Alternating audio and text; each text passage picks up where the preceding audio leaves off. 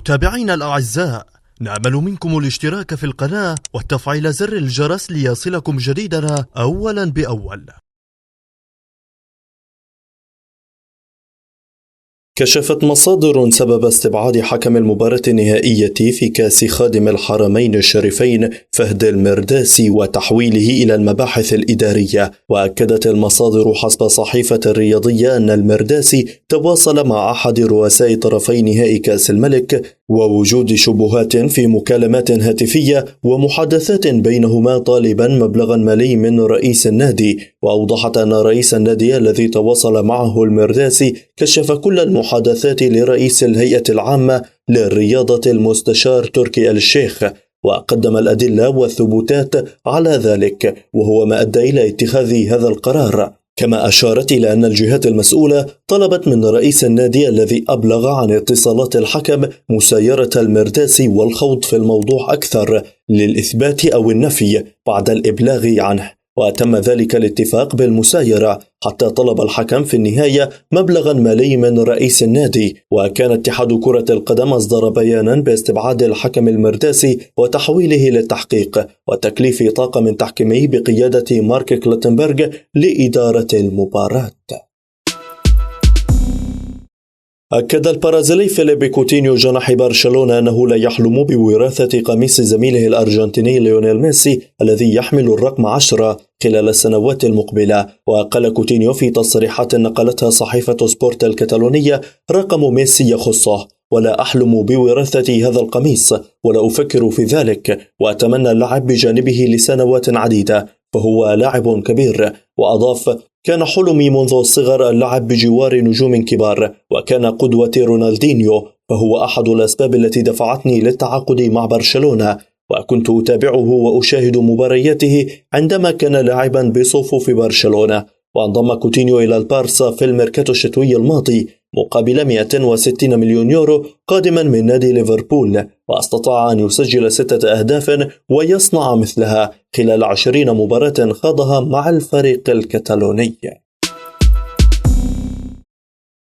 أكد الدولي الإسباني وقائد فريق برشلونة أندريس إنيستا أن سبب رحيله عن النادي الكتالوني بنهاية الموسم ليس اقتصاديا، مشيرا إلى أنه يهتم أكثر بالمستوى الكروي والمدينة والظروف التي سيلعب بها. وفي حدث دعائي ببرشلونة قال إنيستا: الأمر لا يتعلق بالمال على الرغم من أن العروض ضخمة جدا. وأوضح إنيستا أن الأمر يتعلق بكرة القدم التي سألعبها والمدينة والظروف التي ستحيط بي، وكل ما يهم أندريس إنيستا على المستوى الرياضي والشخصي. وأضاف الرسام: أريد أن أحمل الأمور التي تحيط بي هنا للمكان الذي سأذهب إليه، إنها خطوة مهمة في مسيرتي، وأود أن أستمتع كما فعلت هنا دون أن يكشف عن الفريق الذي سينتقل إليه هذا الصيف. وأبرز الدولي الإسباني أنه لن يكون هناك لاعبين آخرين مثله في برشلونة، مذكرا بأن الأهم هو أن كل من يلعب في الفريق يكون لديه مستوى عال جدا مثل البرازيلي كوتينيو ودينيس سواريز.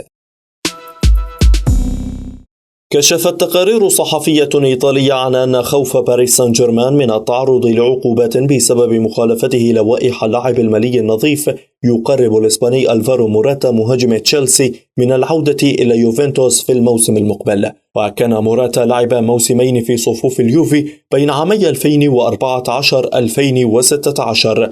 وذكرت صحيفة توتو سبورت الإيطالية أن إجبار سان جيرمان على تقليل نفقته في الموسم المقبل سيمنعه من التعاقد مع موراتا، وبالتالي يقترب الأخير من العودة إلى صفوف يوفنتوس.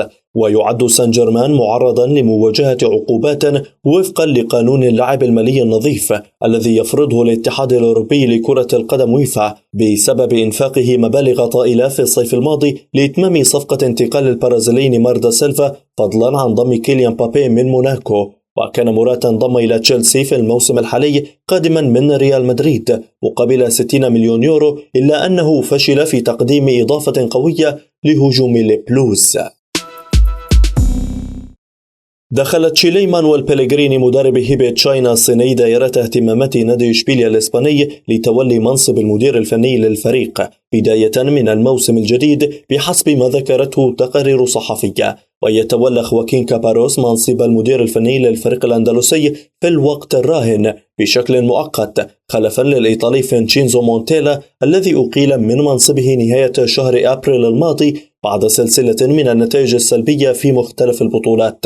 وبحسب ما ذكره موقع كالتشو ميركاتو الإيطالي فإن إشبيليا سيدخل في سباق مع فريق ويست هام المنافس بالدوري الإنجليزي الممتاز للظفر بجهود المدرب التشيلي المخضرم في الفترة المقبلة. وقاد بيلغريني فريق مانشستر سيتي بين عامي 2013-2016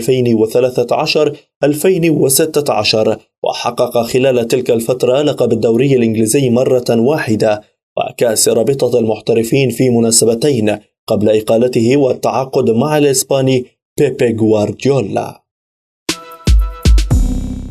أعلن الإسباني بيبي غوارديولا المدير الفني لفريق مانشستر سيتي عن تمسكه ببقاء الأرجنتيني سيرجيو أغويرو مهاجم الفريق خلال الموسم المقبل. ونفى غوارديولا في تصريحات أبرزتها صحيفة إندبندنت الإنجليزية الشائعات التي تتحدث عن قرار أغويرو بالعودة إلى صفوف أتلتيكو مدريد في الموسم المقبل، مؤكدا أن اللاعب لا يرغب في مغادرة صفوف السيتي. وكانت عدة تقارير صحفية إسبانية أشارت إلى أن أغويرو سيكون بديل الفرنسي أنطوان غريزمان في أتلتيكو مدريد حال قرر الأخير الانتقال إلى برشلونة في الموسم المقبل. وسبق أن أعلن أغويرو أنه يخطط لترك السيتي من أجل إنهاء مسيرته في كرة القدم مع فريق إندبندنتي الذي شهد بدايته في الأرجنتين. يذكر أن أغويرو شارك مع السيتي في 39 مباراة بمختلف البطولات هذا الموسم وأحرز 30 هدفا وصنع 7 أهداف. أكد محمد صلاح نجم نادي ليفربول الإنجليزي أن لحظة تأهل منتخب مصر إلى بطولة كأس العالم 2018 بعد الغياب الطويل هي أسعد لحظة في حياته. وأوضح صلاح في حوار تلفزيوني أنه عاش اللحظة الأصعب في مشواره الكروي بعد لحظة استقبال منتخب مصر هدف التعادل في مباراة الكونغو في الجولة قبل الأخيرة بتصفية كأس العالم 2018 قبل نهاية اللقاء بدقائق. كما أكد محمد صلاح أنه سعيد بالأجواء الرائعة في قلعة الريدز ويستمتع بتفاعل الجماهير معه والأغاني الخاصة به، موضحا أنه يسعى لختام الموسم بشكل رائع. وأشار صلاح إلى أن فوزه بجائزة لاعب العام في إنجلترا أمر رائع وأصابه بالسعادة، موضحا أنه اختار العودة للدوري الإنجليزي من بوابة ليفربول. وأكد محمد صلاح أنه فخور بما يقدمه هذا الموسم، موضحا أن تطور أدائه ليس مفاجأة لأنه يتحسن من موسم لآخر، موضحا أنه مطالب بالأداء بنفس القوة لأكثر من موسم وهو أمر طبيعي لأي لاعب. عزيزي متابع قناة عرب جول، هل يستحق الكون أغويرو البقاء مع مانشستر سيتي؟ شاركنا برأيك.